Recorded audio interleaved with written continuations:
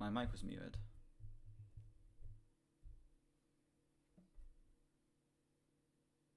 My mic was muted. Okay, we're good. Cool. Everything's working.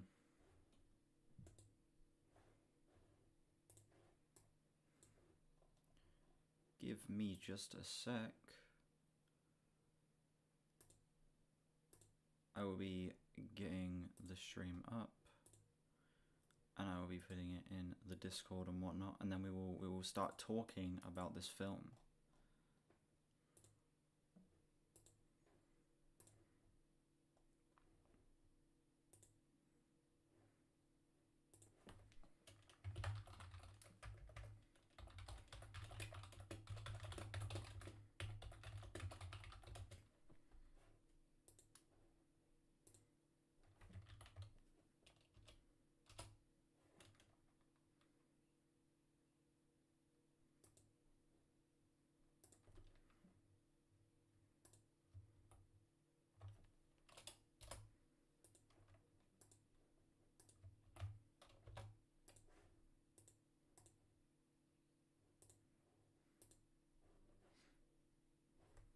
Alright, everything's good now. Stream has been shared around. We can get started. So, ladies and gentlemen, I just watched Jurassic World Rebirth. We're going to talk about what I thought about the movie today. Yeah. I was very excited about this film going into it. Actually, no, I'm going to record. What is this camera quality? We got a new camera, is what this is. Also, what's up, Addy? It's been a while since you've been in the chat. What's up? We're gonna record for this. Yeah, I just got done watching Jurassic World Rebirth. I went into this film with decently high expectations. Gareth Edwards is a director I respect a lot. I think that he is able to capture scale and build tension in ways that fit the Jurassic franchise perfectly.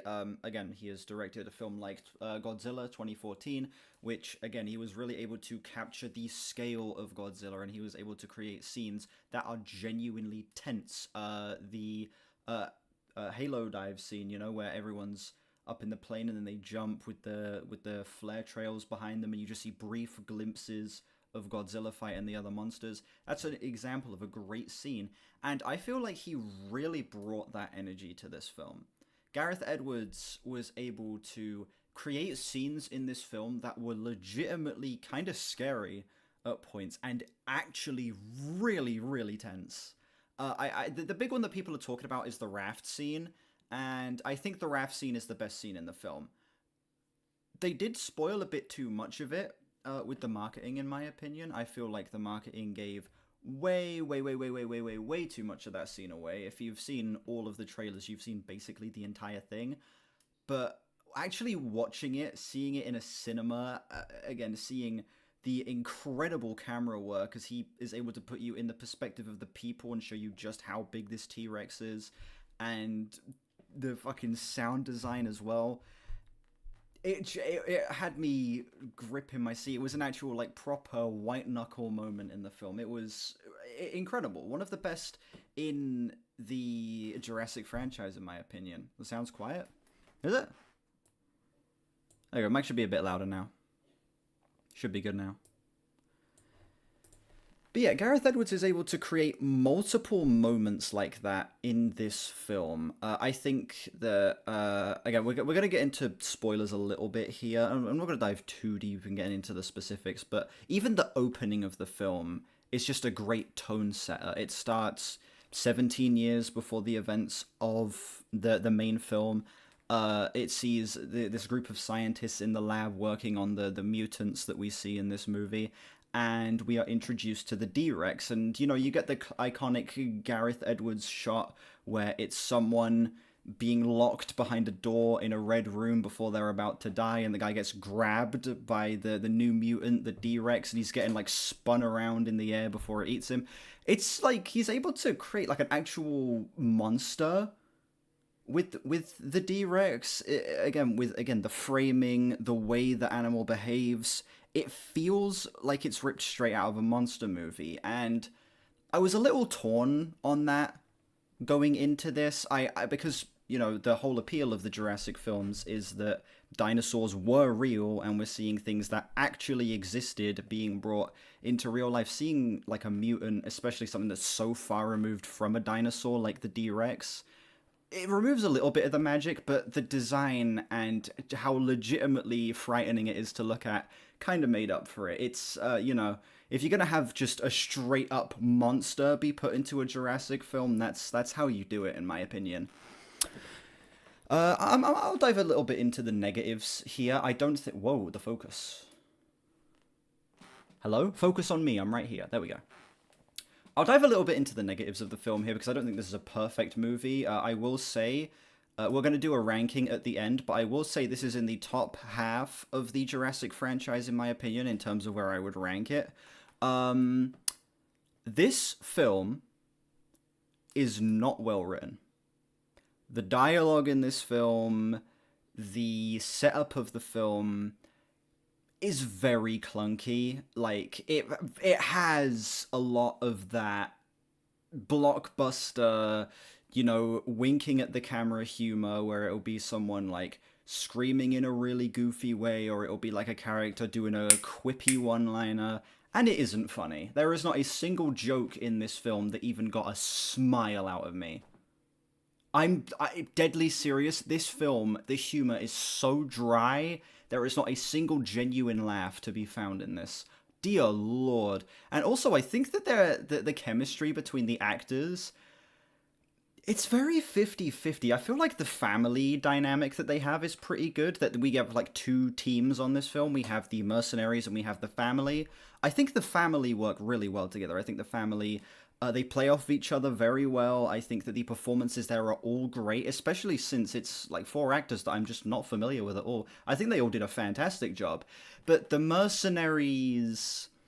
I don't know, I feel like Dr. Loomis... What's the name of the guy who plays Dr. Loomis? Hold on. I'm blanking on his name. He was in Wicked. He's like the biggest actor on the planet. Right, we're going to get the cast up here. I can't remember this guy's name. He's like the biggest actor on the planet. Jonathan Bailey, that's it, sorry. Jonathan Bailey and Scarlett Johansson... Right, no. I'll say that. Jonathan Bailey, Scarlett Johansson, and Mahershala Ali, which are our 3 leads of the film, essentially, they are all great. They are able to just bounce back and forth so well, and the actual, like, character arcs that they are given, with... Scarlett Johansson's character and Mahershala Ali's character already being friends, already having known each other, and then Jonathan Bailey's character kind of just being dragged along for the ride and sort of growing an appreciation for these people. I think that worked really well, and those 3 characters I was genuinely really invested in, on top of the family as well. But you get all of the side characters as well as our villain for the film. I could just kind of take or leave them, to be honest. They got Ajax from Deadpool in this film, and as much as it was fun to point in the screen and be like, oh, this guy's in this, I know this guy. I didn't give a shit about him. It's like, okay, this guy's been given like 4 lines of dialogue, and we're already getting to the point where we're going to the island. He's gonna die soon, and then fucking surprise, he dies soon. Crazy. So yeah, I think that the side characters essentially just existed to be cannon fodder for this film. It really didn't feel like there was any care put into them, and you didn't even buy the connection to the main characters, really. It's just sort of like we're given a brief bit of backstory, they have some kind of goofy lines, and then you get some cool kills out of them, which there are some cool kills in this film, which I will be getting onto later.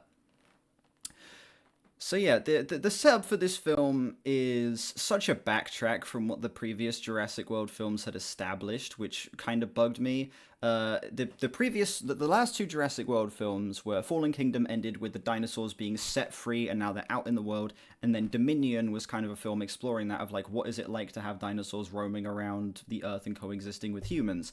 And then they didn't commit to that idea, and we got sent off to a facility in the mountains and spent half the film there. I was expecting, were they to push the franchise forward, that it was going to be focused on that. It was going to be focused on dinosaurs are running about everywhere, and we're going to get some cool adventures like the Battle at Big Rock short that they did, where it's people interacting with these dinosaurs and being put in situations where they need to survive. This film, the opening text for the film, after we get our little prologue, is dinosaurs were set free, and now they can't exist because the climate does not accommodate them, and they're all gonna die. That is the setup for this film, is that, you remember that cool thing we set up? Fuck that. The dinosaurs will not survive. They all live at the equator now, and even though they live at the equator, they're still going to be, dead anyway. You have the easiest setup to have this franchise go on forever and ever. The easiest setup. And then you throw it in the bin. Why? It's actually such a cool setup. Dinosaurs are everywhere. You have so much you can get out of that, and then they just backtrack on it. I imagine it's probably David Koepp who wanted to backtrack on it, as he was the screenwriter for the original Jurassic Park.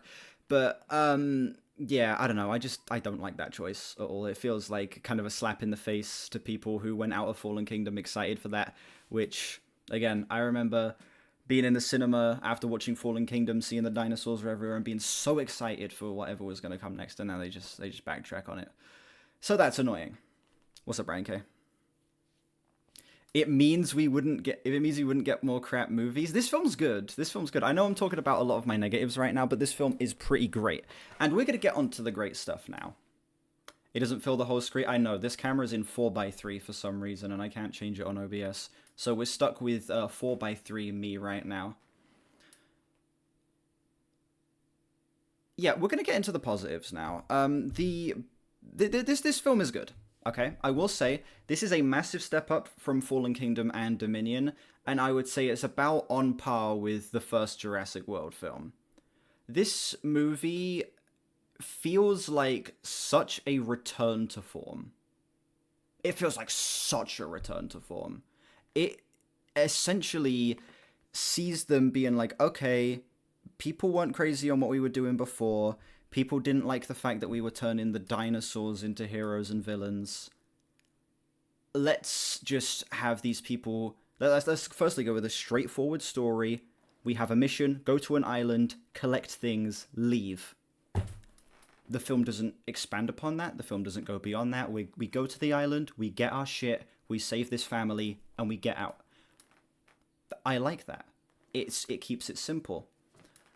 And not only that, they bring in a director like Gareth Edwards, who is able to bring such a sense of scale, such a sense of horror, and is able to create, again, white-knuckle, nail-biting scenes that legitimately had me sat there on the edge of my seat. The raft scene, again, I knew how it was going to end, but still, just the scale, the sound design, the very intentional camera placement and camera movements that Gareth Edwards makes that just make the T-Rex look a million times bigger than it even did in the first Jurassic Park film.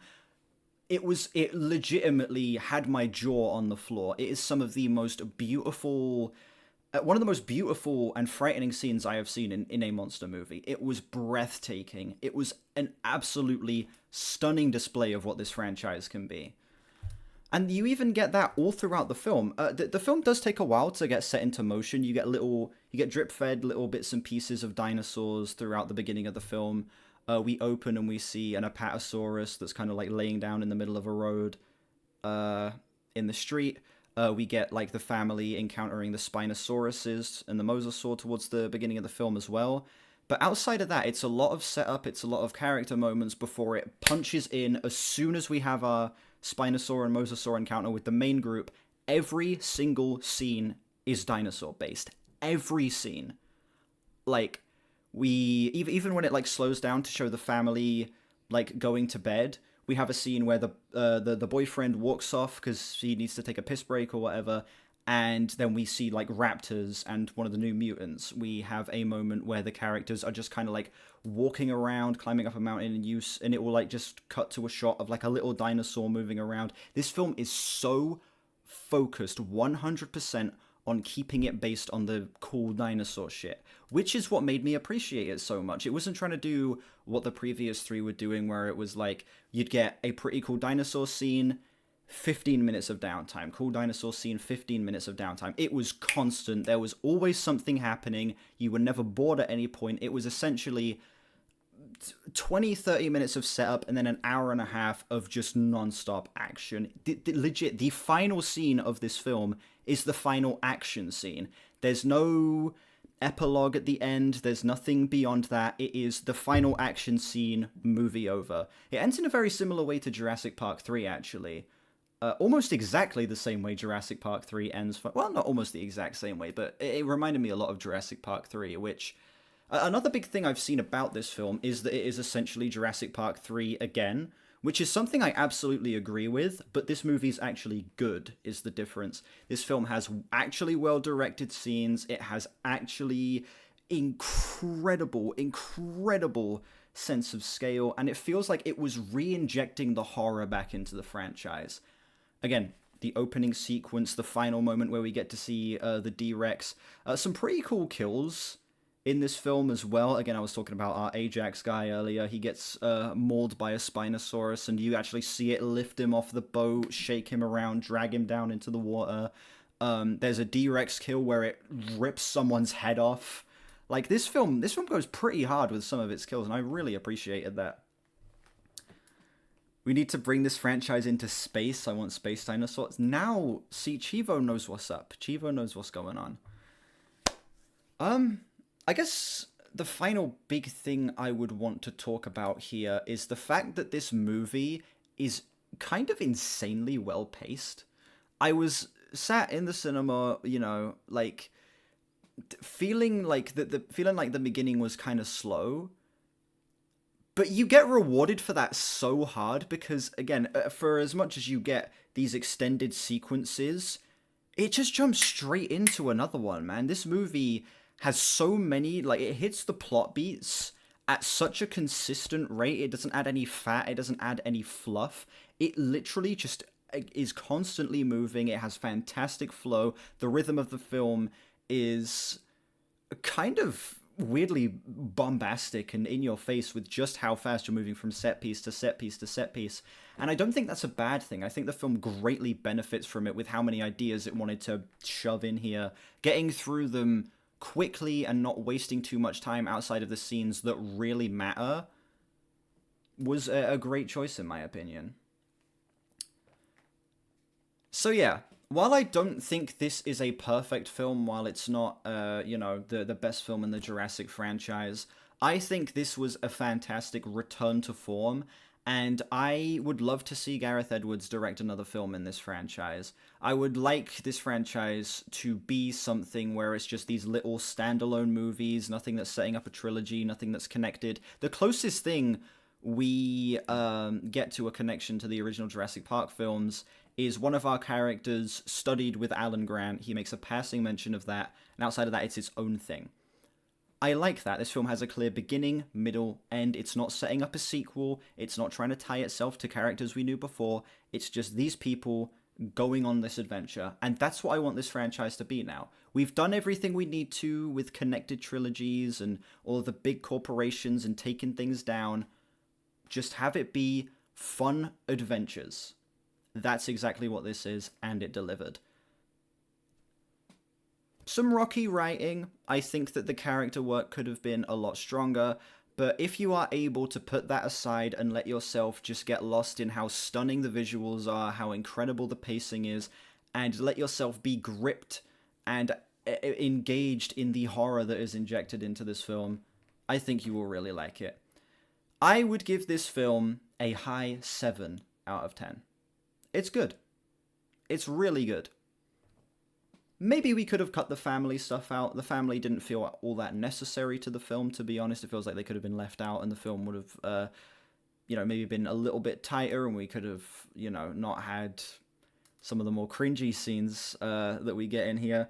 But I can't complain. This is a huge win that I feel the Jurassic franchise absolutely needed. It's a good-ass movie. It's a very good movie. All right, there's my review over. I'm gonna stop. I'm gonna do an outro, stop recording, and then we will get into the ranking. Thank you all so much for watching this video. Let me know what you thought of Jurassic World Rebirth down below and how it compares to other Jurassic movies for you. Yeah. Gee, I need to figure out how to word my outro. I'm used to doing the main channel outro. Make sure you like and sub if you haven't. We have more movie content coming on the way. Links in the description to my main channel and my gaming channel, as well as my Discord and my Twitter. Check those out if you haven't. And yeah, I will see you all for a Jurassic Park movie ranking. Thanks for watching. See you later. Bye-bye. Have I bothered watching Ironheart? Yeah, I've seen Ironheart. Yeah, Ironheart's okay. It's fine. That last episode, man, they introduce a character that people have been waiting a long time for, and they introduce him in a pretty cool way. And that's obviously not the only thing that's good about it. I think it's just like a decently written show, a little confusing at points, but it's like 6, 7 out of 10. It's okay. It's a good enough little show that feels contained enough. Doesn't feel like it's setting too much up besides the character that gets introduced.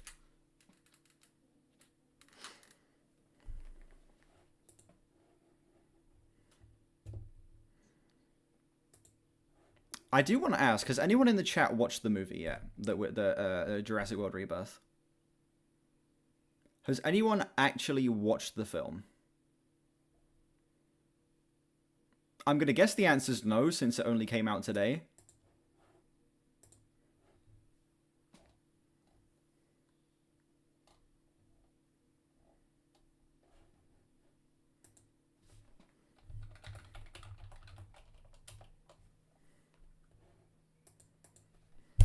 Oh, shit. Just hit my mic. My bad.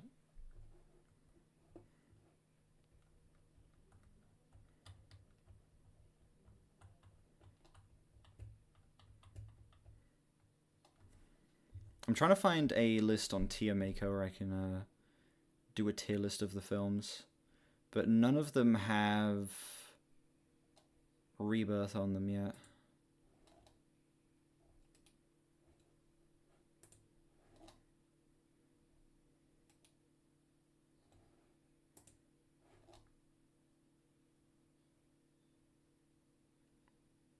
Why none of them have Rebirth?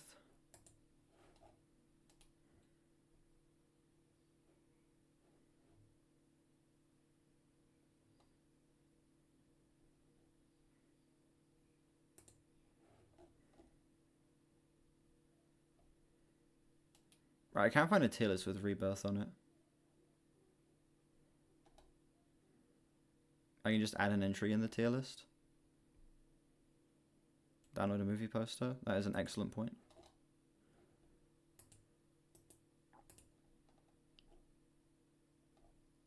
How do I do that?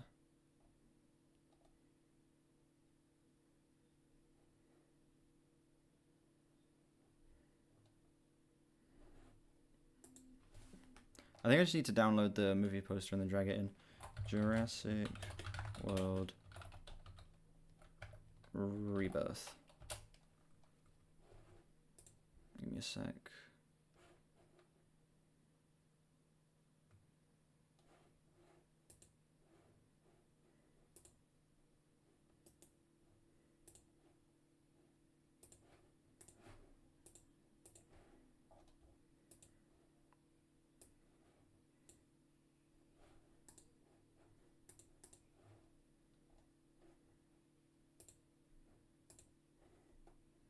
All right, there we go.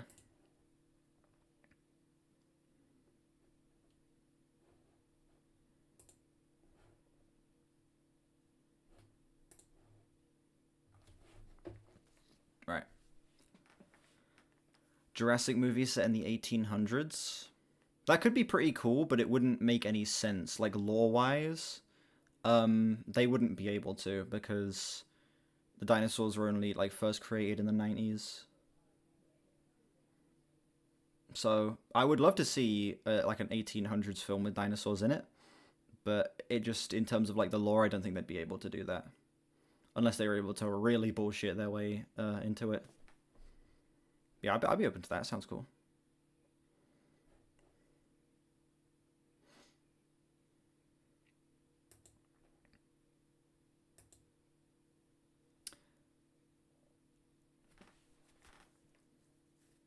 We are now 7 films into the Jurassic franchise. 3 Jurassic Park films, 4 Jurassic World films, but which of them is the best? The answer is pretty obvious, but we're going to find out today how I would rank the rest of them, including the obvious number 1, tier list style, going from S down to D, because I don't think there are any real F tier films in this franchise. Going chronological order: Jurassic Park, Lost World, Jurassic Park 3, Jurassic World, Fallen Kingdom, Dominion, and Rebirth. This is a franchise that means a lot to me. The first Jurassic Park film, spoilers, is my favorite movie of all time, and even at its worst, I still find myself, at the bare minimum, having fun with this franchise. It's such a fun world to dive into. I feel like every film has some absolutely incredible dinosaur action in it, and as someone who has very undiagnosed autism, and dinosaurs is one of my hyperfixations, this is a franchise that means a lot to me. You know, I can't help but absolutely love diving into this world every single time I do. So, today, I'm going to stop and rank all of these films worst to best, tier list style. Starting with Jurassic Park, 1993, Steven Spielberg directed masterpiece of a film, adapted basically straight from the Michael Crichton novel. Wow, the fucking dinosaur emojis, Jesus Christ.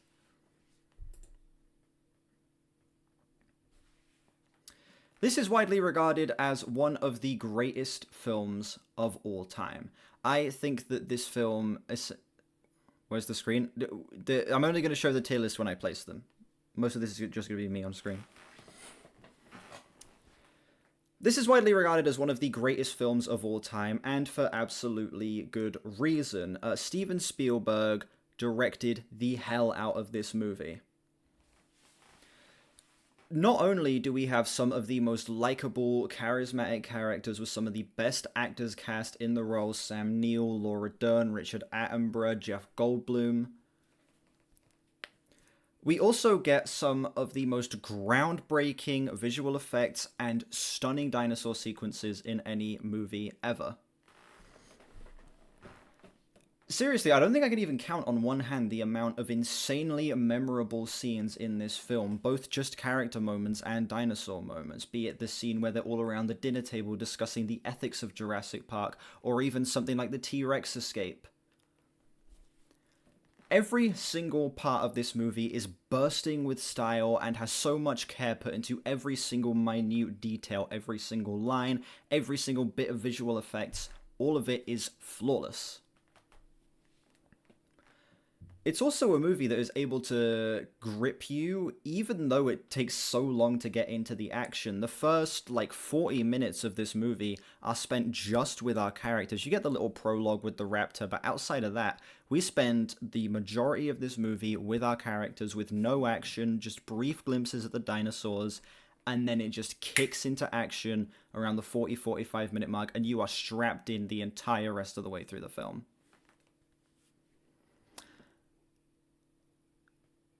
Yeah, this film is essentially flawless to me. I think that it is one of the most enjoyable, rewatchable films ever created, and also my personal favorite movie of all time. I have so much connection to this film. I don't think I will ever not love it. And again, as someone who is a massive dinosaur fan, I'm obviously pretty biased towards it. Oh god, what is this? I'm going to switch it to this scene. Switch it to this screen. I would easily slap this film into the S tier. 10 out of 10, perfect.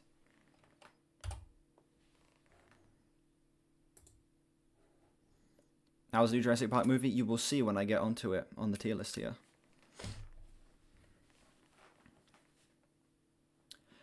Alright, moving on to the second Jurassic Park film, we have The Lost World, also adapted from a Michael Crichton book that they had specifically written for this film, and then apparently didn't follow all that well. I've never read the book myself. The Lost World... Fucking hell, complete... fucking brain blank there.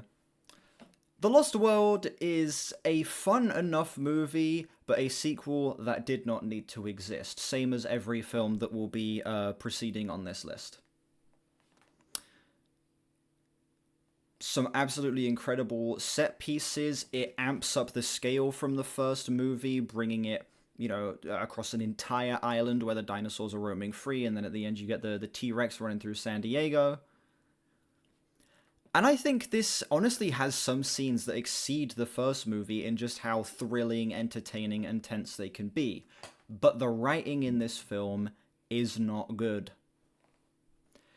Yeah, these characters are almost impossible to care about outside of Ian Malcolm. Like, we introduce a love interest, and you forget her name by the time the film's over. We introduce his daughter, who brings nothing to this movie, essentially.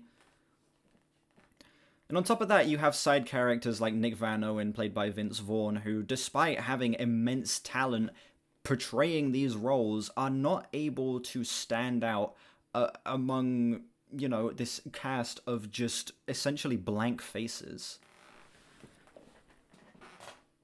The dialogue... Fucking... the focus on the camera. There we go. The dialogue just feels so paper-thin and flat. None of the characters feel like they have actual genuine interactions with each other that are meaningful in the slightest. The villains in this film are just generic mustache-twirling guy who wants to hunt and kill the dinosaurs, and then the tech CEO guy who wants to build another park in the middle of San Diego because money. And we don't really get to know the characters beyond that. The best thing I can say about this film is that it has some great action sequences, some incredibly memorable sequences. Again, you have the big chase through the big open field where you have all of these like different herds of dinosaurs running along with the motorbikes and the cars and stuff. You have the scene where the T-Rex attacks the camp. You have the raptors in the warehouse. Plenty of like iconic, memorable moments. But as an actual film, it kind of falls flat on its face.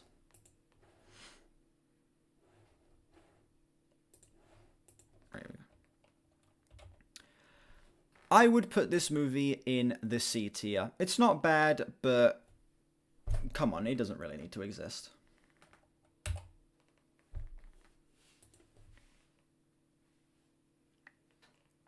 L? What do you mean L?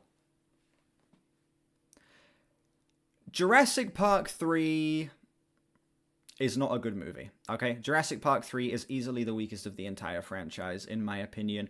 This film sees us taking all of the interesting stuff that was going on in the previous two, stripping it away, and telling a more straightforward story, which, you know, as we will get onto later, I'm happy when they do that. That just isn't all that entertaining. We drag Alan... Jesus Christ. We drag Alan Grant back into this franchise, even though Sam Neill clearly does not give a shit about this film in the slightest. Laura Dern has like a couple scenes, which again, she obviously clearly was just cashing a paycheck. And we're introduced to a bunch of names and faces that will be joining us for this adventure.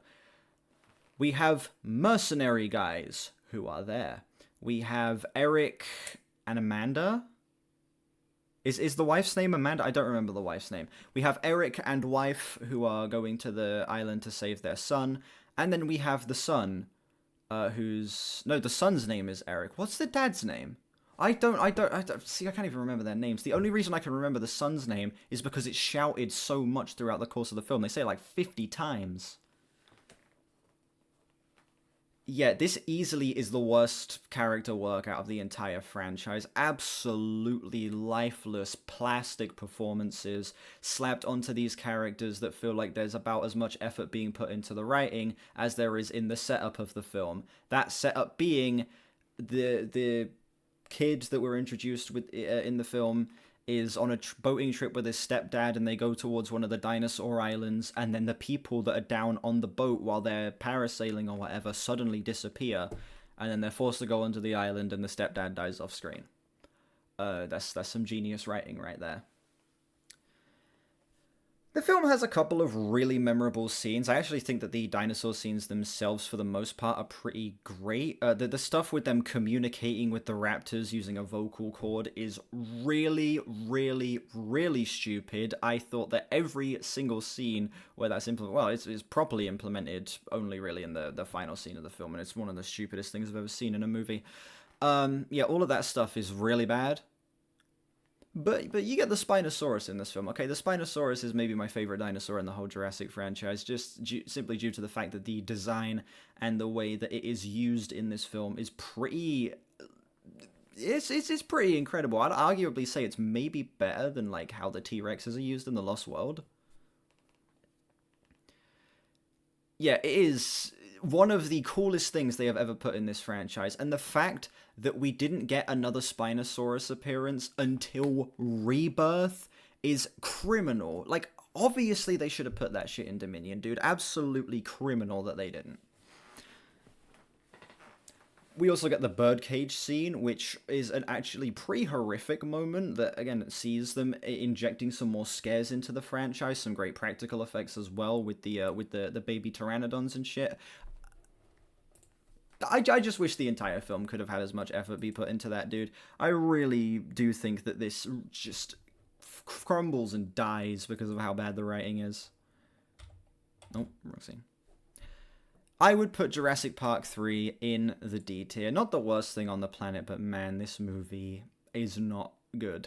Not in the slightest. This is one that I feel like you could skip over and not really miss all that much besides the Spinosaur.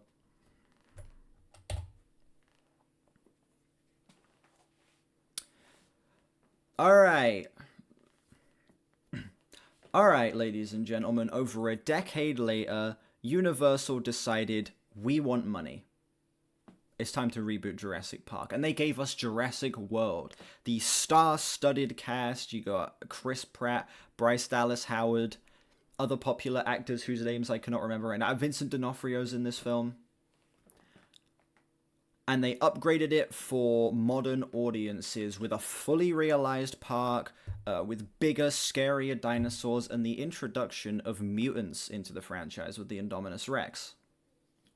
This film is actually pretty good, I can't lie. For as much as I do think this is a pretty obvious cash-grabby sequel that has such, like, surface-level, shitty, also very hypocritical discussions about consumerism when the film shoves ads in your face, where she's like, the Verizon Wireless presents the Indominus Rex, and every shot will open up with a close-up of, like, a fucking car logo before spinning around and revealing the characters. Stuff like that just makes this film seem so empty and like a complete husk of what this franchise was. But you know what? It's so much fun that I cannot bring myself to dislike this film. I would even say I kind of love it. This has some of the best action in any, like, big, massive blockbuster movie from the 2010s. The dinosaur sequences, with how perfect the VFX are some of the most thrilling, engaging scenes I've ever seen in a film, both in the cinema and rewatching it at home many years later. It's kind of insane how well they are able to recapture a lot of that magic that was in the first Jurassic Park film and make you rediscover the wonder of seeing a photoreal dinosaur on screen. I also think that, again, while I do think that while mutated dinosaurs is kind of a silly idea, and, you know, it kind of takes away from the magic of these are real animals that really exist, but the public are, like, bored by dinosaurs, so we need to create monsters. Nobody would ever get bored by dinosaurs. Children still go to zoos and see animals that are alive today. You're telling me they'd get bored by dinosaurs in the matter of, like, a couple years? Fuck no. While that setup is pretty boring, the Indominus Rex is pretty cool, okay? It can camouflage, it can change its, like, thermal radiation and shit to blend in and, like, not be able to be sensed thermally.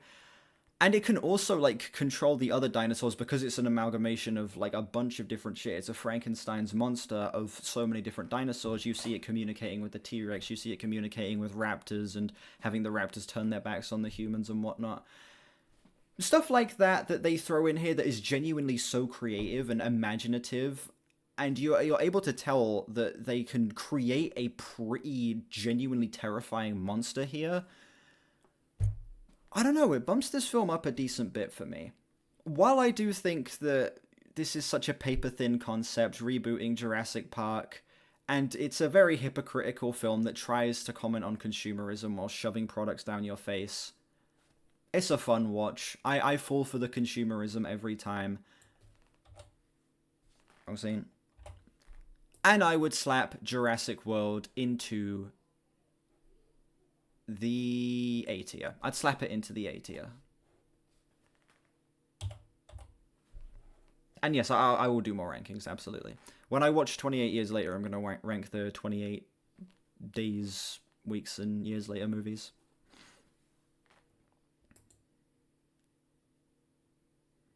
A is a bit too high. Listen, on an enjoyment level, it's an 8 out of 10 on the enjoyment scale, okay? Just on how goofy, ridiculous, and how fun it is, it's an A for me. I talk better here. It's because I'm very opinionated about these movies. I have a lot to say about all of them, and the most difficult part for me is thinking about which thought to talk about first. I have a lot to say about these. Jurassic Park PS1 fighting game? Never even heard of it. I didn't know that existed. Jurassic World Fallen Kingdom. Hey, the franchise really does follow a pattern here. First film of the Jurassic World Fallen Kingdom. Here is where we start to notice that this franchise follows a pattern. Great first film, straight down into the trenches immediately. Then we get 2 mid-films after that. Jurassic World Fallen Kingdom is so 50-50.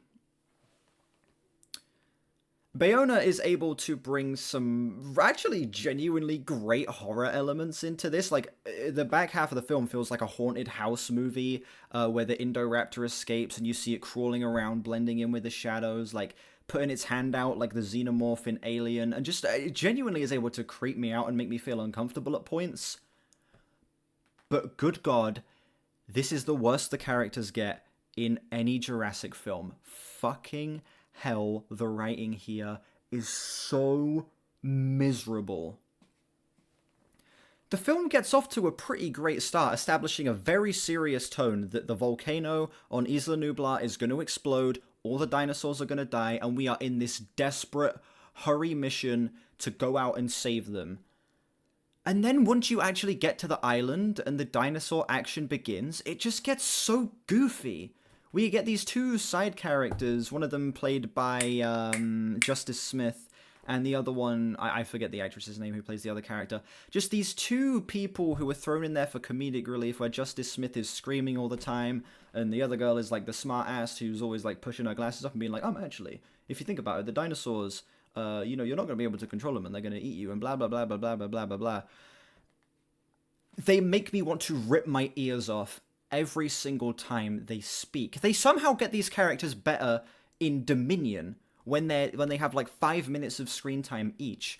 Like, this film feels like it doesn't know what it wants to be. Half of it wants to be this grounded film about saving these dinosaurs and then realizing that the people saving them are evil and then having to like take them down and like blending in these horror elements. And the other half of it wants to be an even goofier blockbuster than the first Jurassic World was. And these 2 like different tones completely clash with each other. It's like J.A. Bayona wanted to make one film and the writers wanted to make a completely different film. Some fantastic sequences. I think the setup for this film is genuinely pretty great, and the final half does provide some actually pretty horrific, scary thrills that do stick in my head, even, not having seen the film since it came out in cinemas in 2018. But the characters are so insufferable, and this film is so character-focused that I can't bring myself to put it any higher than the C tier.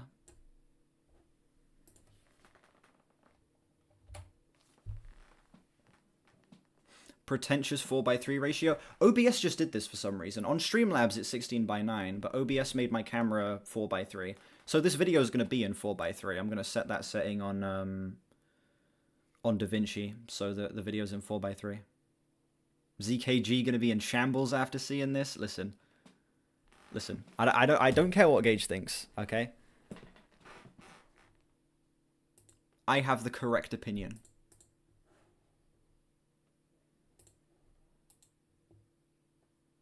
Definitely put dinosaurs at the side. Flawless. Exactly. Oh, you mean dinosaurs at the sides here? No. This film's going to be in This video is going to be in 4:3. We're getting pretentious. Well, I'm going to be like Karsten Runquist. All his videos are in 4:3 now. I might do that with the main channel. If I do a ranking video on the main channel, I might have that in 4:3 as well, just because OBS has this as the default setting. I might just have the videos be in 4:3. Ranking videos, not reaction videos. Zack Snyder's human reviews, exactly. Jurassic World Dominion. This film came out in 2023. Or is it 2022? 2022 or 2023. And I remember so vividly the experience of going to see this. It was me and my friend Andre, shout out Andre. We were both so hyped for this film. We were like, oh my god, the setup for this looks so hype. It looks like it's going to be such a fun ride. Dinosaurs are all around the world. And I watched the film, and I left with an overall feeling of... Really? Look, they squandered such a brilliant setup. The dinosaurs have escaped, they are all around the world, and now we are in full panic mode trying to sort this out. What do? They give us a little bit of that, you know, we do a little bit of globe trotting, we're traveling all around the world, getting chased by raptors down the street, seeing a guy on a scooter getting eaten by a Carnotaurus, shit like that. Fun stuff that is exactly what you want out of this film. But also, they bring back the OG cast. We get Sam Neill, Jeff Goldblum, and Laura Dern in this film. And they get sent to, like, Apple headquarters in the mountains while they're exploring hallways and dealing with locusts. You put Alan Grant, an absolutely incredible character known for his adventuring, being outdoorsy, like a kind of Indiana Jones type, and you put him in white hallways where he's cracking jokes because he's old and doesn't understand technology, and he's dealing with big bugs. What are we doing? What are we doing, man? Look, I buy into Chris Pratt and Bryce Dallas Howard's chemistry in this film the most, as they take on, like, the paternal roles, watching over Maisie, the clone girl, or whatever. And I will say that I feel like that we get the best performances out of them that we do in the entire franchise. And I also really appreciate the use of practical effects in this film. There is practicality all over this. So many practical dinosaurs, whether you're talking about the dinosaur, like, club fight scenes, which look incredible. You get into the back half of the film where we see, like, practical Dilophosaurus, practical Giganotosaurus as well. They pronounce it Giganotosaurus in this film, by the way. It's an O sound, not an O sound. Get your shit right. So yeah, there's clearly a lot of care put into the craft of this film. The practical effects are stunning. The performances are way better. And I think that the return of the OG cast, they're doing the best they can with the script they have. But the writing and concept for this film is so dodgy, it's so shoddy, it's like, the pieces are fitting together, but it isn't the right image. They did not have the right image for this movie. So, for that reason, this shit gets whacked at the top of the C tier, okay? I say it's better than Fallen Kingdom. I probably prefer it over The Lost World because I think that there is enough in this film, and the blending of the two different sets of characters is so fun. But it's still like 5 out of 10 at best. Peak autism, thank you. And that, ladies and gentlemen, brings us to Jurassic World Rebirth. I watched this movie, I finished watching this movie about an hour and a half ago, and it's really good.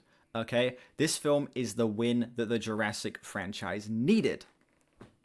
A lot of the problems that are present in the Jurassic sequels are here. I think that a lot of the side characters are very forgettable. I don't even remember any of their names. I think that the writing and setup of the film is a little bit rocky. Like, there's lots of goofy, quippy one-liner jokes that are trying to do the MCU humor thing and just trying to shove every single joke down your throat as hard as possible.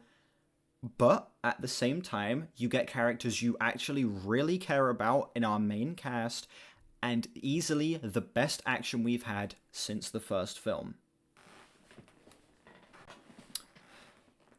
I have a full review of this film up on my channel, so I will keep this pretty brief, but I will say that Gareth Edwards is the director that this franchise needed to breathe life into it again. He tells this standalone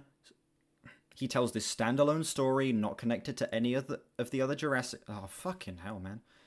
He tells this standalone story that's not connected to any of the other Jurassic films, where he's able to inject so much tension, horror, and scale back into this franchise. Massive emphasis on the scale. The cinematography here is absolutely stunning. We get lots of wide-angle shots where we are like given the perspective of the humans next to the dinosaurs, be it the scene with the Titanosaurus, the scene with the Mosasaurus where we're like hanging off of the boat and like the eye is the size of a person, or even with the raft scene, which has, you know, become the talking point of this film, where we just get one single shot where we have the characters on the raft and it's way pulled out, and even with the characters all the way on the right hand side of the screen and the shot so far back, the T-Rex is still taking up most of the frame.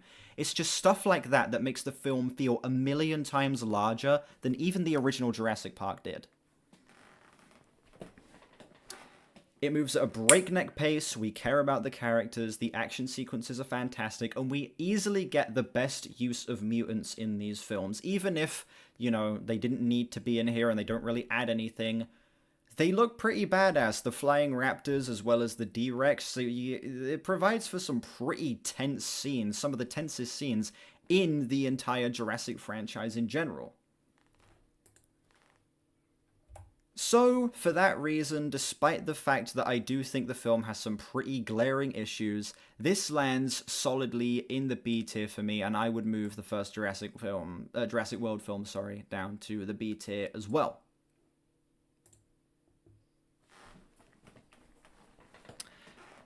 Now, ladies and gentlemen, hold on a sec, full screen this actually.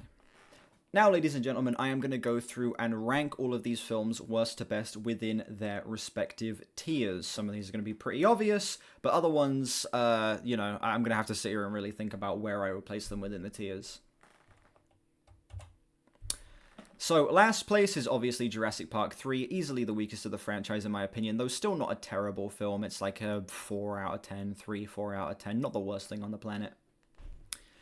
At the bottom of the C tier, we are going to go Jurassic World Fallen Kingdom due to its massive inconsistency in tone. Then we're going to go Lost World for the very weak writing, but still, you know, it's incredible scenes in and of itself.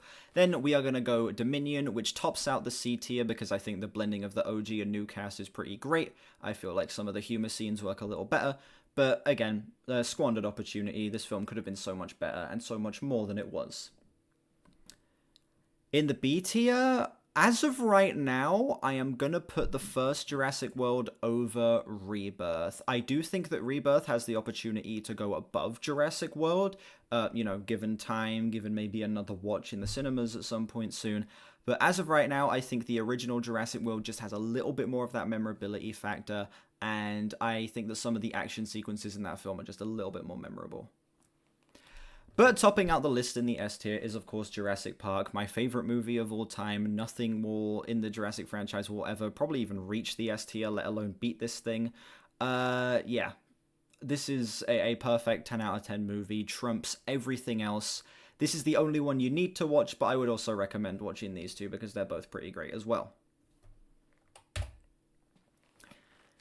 And yeah, that is it for this ranking. Let me know how you would rank the Jurassic franchise films down below.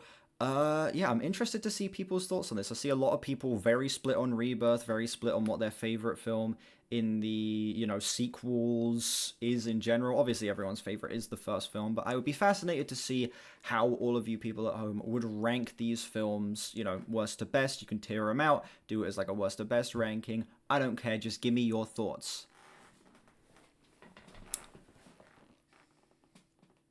And yeah, besides that, thank you all so much for watching this video. Let me know, again, how you'd rank these films down below. Like and subscribe if you haven't. I'm trying to, get this channel to be decently big like my main channel is. Speaking of which, links in the description to my gaming and my main channel, as well as my Discord and my Twitter. Check those out if you haven't.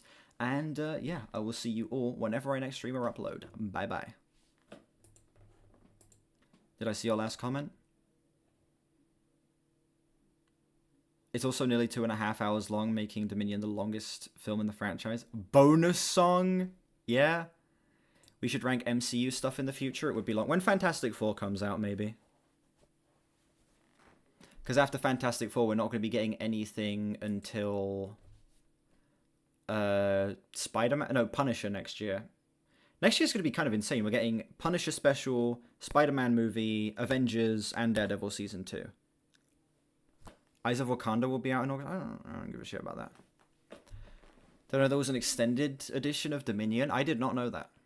I didn't know that. Sounds terrible though.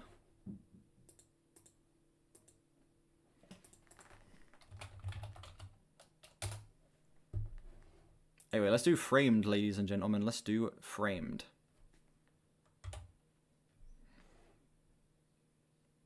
I recognize this. This looks very familiar. We're going to skip this to get to the next one. Oh my god, this is Five Nights at Freddy's.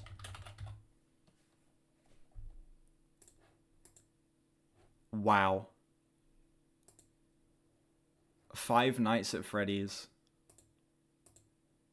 There we go. If I didn't get it with that, I would have gotten it with this. Josh Hutcherson out in the woods where he shouts carrot.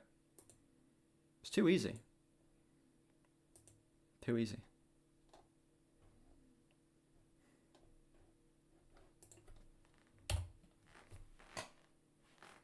The whistle guy, exactly, the whistle guy. This was fun. This was very fun. Yeah, by the way, guys, go to my Letterboxd. Go to my Letterboxd, like my review.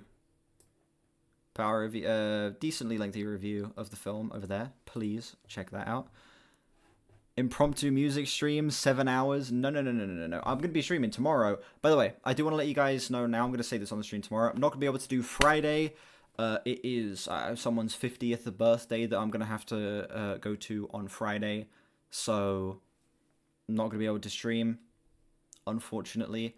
But yeah, there's going to be a music catch-up stream Saturday, and then a request stream on Sunday as well. What franchise will I be ranking next? It's probably going to be an MCU ranking of some sort. Most likely. If I end up watching A Hard Day's Night, can I make a video about it? Maybe. Maybe.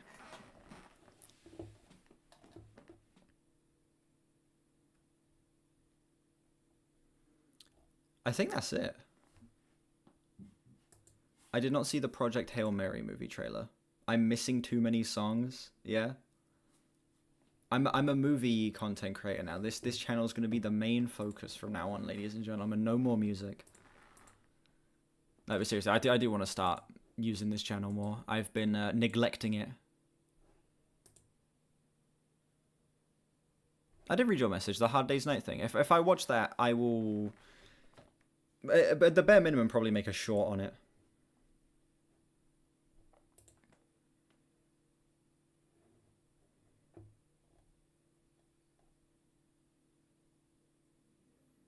An Alien/Predator ranking, possibly? Maybe. Maybe. Can you edit the short? What short?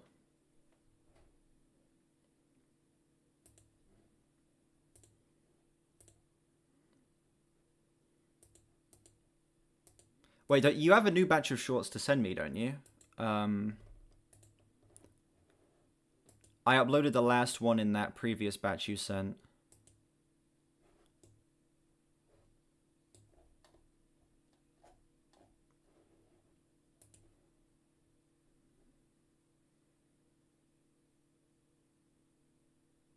You want with the Beatles movie?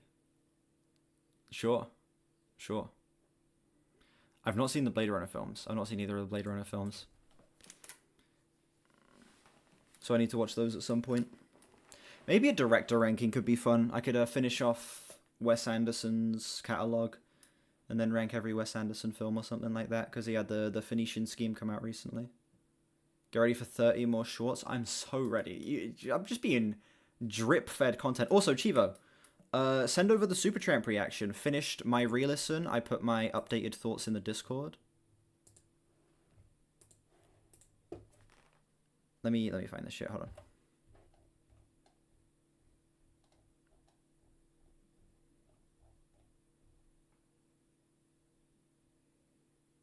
We'll do tomorrow. Cool.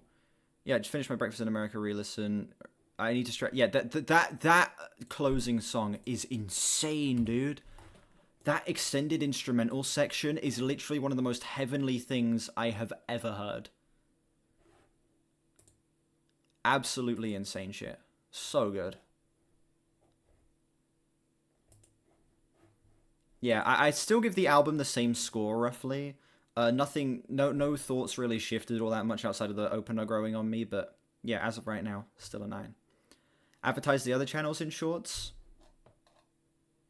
That could be a good idea, actually, like promoting my other channels in short form content.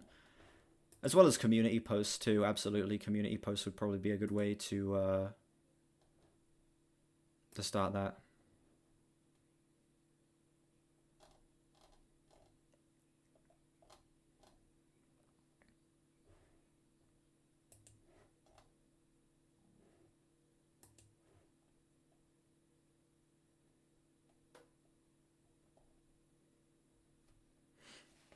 Anyway. Music streams are not retiring, I just can't do one Friday. You're gonna get one tomorrow and one Sunday. The soundtrack for the new Jurassic World movie, it was fine. Lots of nods to the original, lots and lots of nods to the original soundtrack. They use the fucking music from that film to death. But there's still some, cool moments of original composition in this film that I feel like elevate the scenes. Nothing that stood out in the same way that John Williams' original score did, but still. I think it might make more sense to do this all in one channel. No. The gaming stuff mixed with the music stuff, mixed with the movie stuff, not good for the algorithm. Not good for the algorithm at all. Very, very bad for the algorithm, in fact. That is how you get your channel killed, is if you're doing too much different shit. Very rare does a variety channel like that actually get big. Very rare. So yeah, I would be shooting myself in the foot, so to speak, if I put this all on one channel.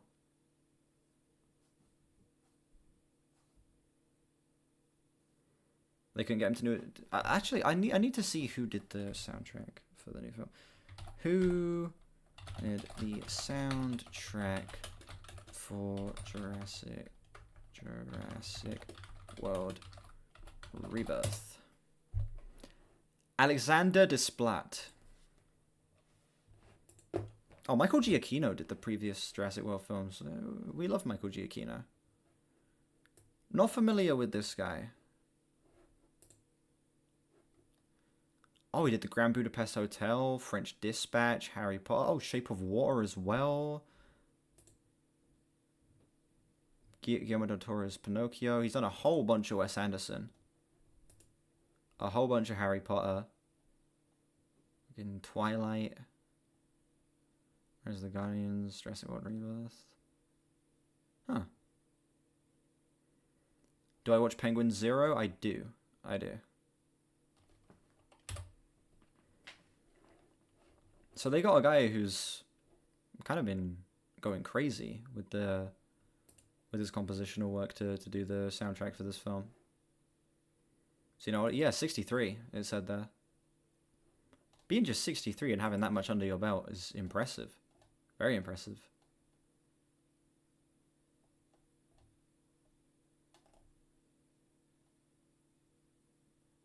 John Williams. Oh no, John Williams is like 90.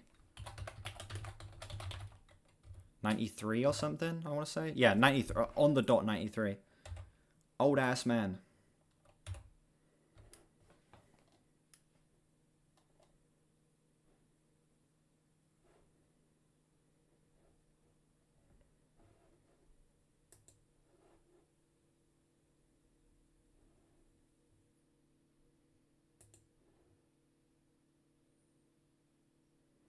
I need to 1v1 you in that game, or the one you put in general.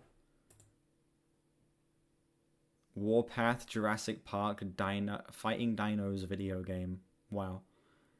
Operation Genesis? I've heard that before, I've not played it though.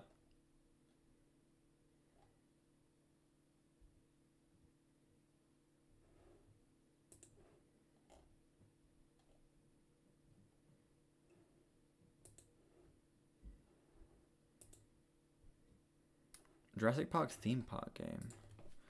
Operation Genesis.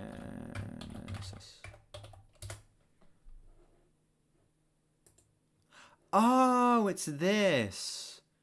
No, I never played this, but I think I've seen the Gaming Beaver play through this. The Gaming Beaver Operation Genesis. Yeah, I've watched the Gaming Beaver play through this a long time ago. Anyway, that's going to be it for me, ladies and gentlemen. That's going to be it. About to react to OK Computer. That's big shit. It's big shit. George Lucas's American Graffiti. I have not seen that. Follow Shaden and Your Letterboxd.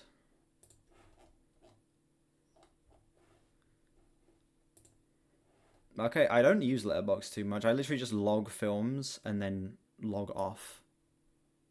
Can you send it when you... Put it in the Discord. Put it in the Discord, absolutely.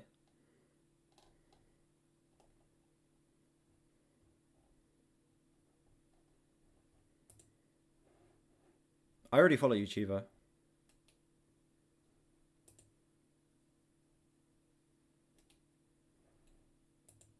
The unedited cut? Oh, there we go. No, I wasn't following you, sorry. There we go, now I'm following you. The unedited video? No. Don't send me that. I just want to see the edited product when it's done. I want to see what you're able to cook up. But the unedited thing, that's going to be like probably about an hour and a half of recording, so I don't know. And plus, why would I want to see the unedited thing? I want to see what you can cook up. Play you a note. What, on that thing? On that thing back there? No. I don't remember how to play any. Well, if it's tuned, I guess I'll be able to play a note. Let's see. Is it tuned? Probably isn't. Let's see. Is the guitar in tune? Nope.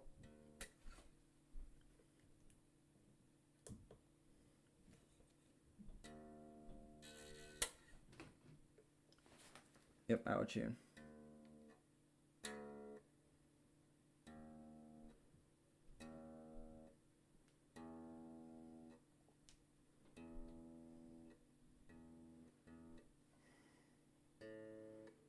Oh, that's close. Oh, shit.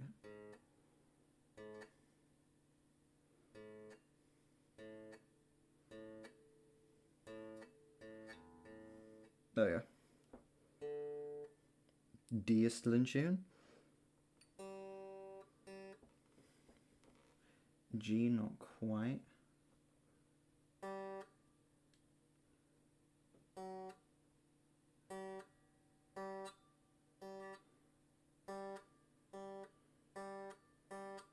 Oh, yeah. B's in tune.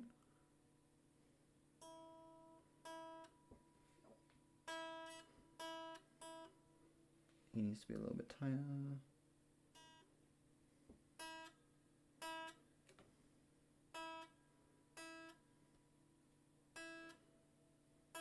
See, I can tune a guitar. It is in tune. I don't remember any chords. But yes, the guitar is in tune. E, A, D, G, B, E, standard tuning. And that is about as much as I know about guitar. I see your last comment. What are my thoughts on the upcoming Alien Earth series coming out in August? I'll probably watch it. I liked Alien Romulus. I thought it was pretty great. I have faith in them cooking with the Alien franchise again. Learn a Beach Boys song by the end of the year. I'm probably going to learn bass. I'm going to pick up a bass before I learn this thing.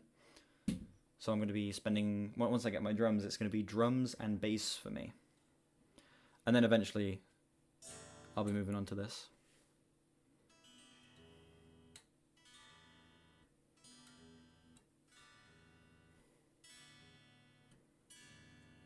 You don't like the letterboxd rating system? What, the 5 stars? I definitely prefer 1 to 100.